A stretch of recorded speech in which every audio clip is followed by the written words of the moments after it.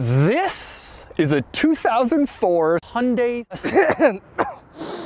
Gosh, I'm sorry. This is a 2004 Hyundai Accent. It is a crappy, tiny car that no one should like. It has almost no upgrades or options of any kind, and the tires are about to explode. Today, I'm going to drive the Hyundai Accent and give you a tour of its quirks and features.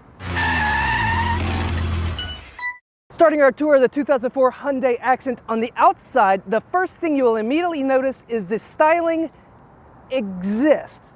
Your eyes are drawn to the hood, which has been tastefully customized with matte black plasti dip with racing stripes to add 25 horsepower to the car's original engine. You'll also notice the headlights have this glorious original patina from rough driving and outdoor storage. This not only diffuses the light, but makes it so much more difficult to see. Looking at this angle of the 2004 Hyundai Accent, you could be forgiven for thinking that this was an okay car, but I guarantee you what's under the hood will change your mind about that. This is a 4-cylinder dual overhead cam 16-valve engine mounted laterally in the engine bay, hooked up to a transaxle front-wheel drive system, giving you the indubitable feeling of meh on the road. Also worth noting in the 2004 Hyundai Accent's engine compartment is the battery is the most valuable part underneath the hood. Moving on to the driver's side of the 2004 Hyundai Accent, you'll notice that the black rub rail has been delicately modified to not be there at all. The first thing you'll notice in the Hyundai Accent is that the steering wheel is falling to shreds, exactly like the LaFerrari's Alcantara covering will in just about 5 years. And the next thing you'll notice is the absolute luxury of the interior. No expense has been spent on the amenities. You've got a air conditioning and a broken tape player. And yes, this is a manual transmission, which means you can achieve accelerations of 0 to 60 in about 12 seconds with a tailwind. And as for storage, the Accent has one storage container up in the front, which is about the same size as a losing lottery ticket.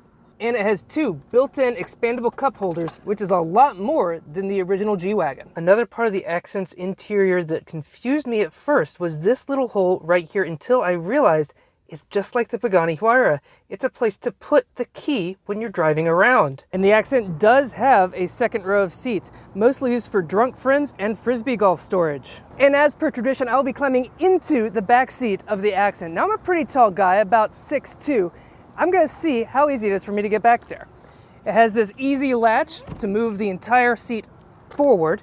Now I'm going to crawl in to the Accent. And once I'm back here, it's really not that bad. Like I said, I'm a pretty tall guy, about 7'8", and I'm sitting comfortably in the back seat of the Accent.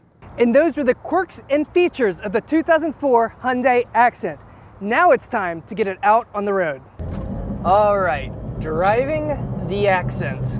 I would say this car is actually the perfect balance of safety and performance, because you get all the awesome sounds and feelings of like shaking going 100 miles an hour down the interstate while you're going 35 down a city street.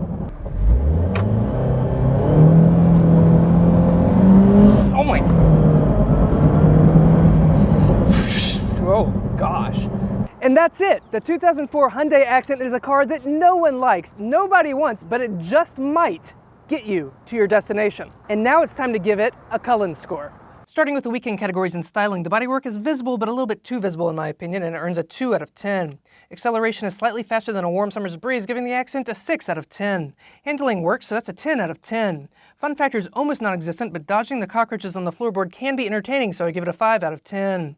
Cool factor is high since the air conditioner does actually work right now, so that's a 9 out of 10. For a total weekend score of 32 out of 50. Next up are the daily categories and features. What features? 1 out of 10. Comfort is pretty good actually. The seat is broken in just the right places for a 4 out of 10. Quality is decent, but I'm a little bit worried that donut might not last much longer at highway speed, so it gets a 3 out of 10. Practicality is alright with a back seat big enough for me. I'm a pretty big guy at 9'4", so I give it a 10 out of 10. Value is low, but good luck finding a faster way to waste $500, so it earns a 7 out of 10, for a total daily score of 25 out of 50. Add it all up, and the Cullen scores 57 out of 100, which places it here against other vehicles. It's small, slow, and a chore to drive. The Accent is truly a car only its owner could love, and I love it very much.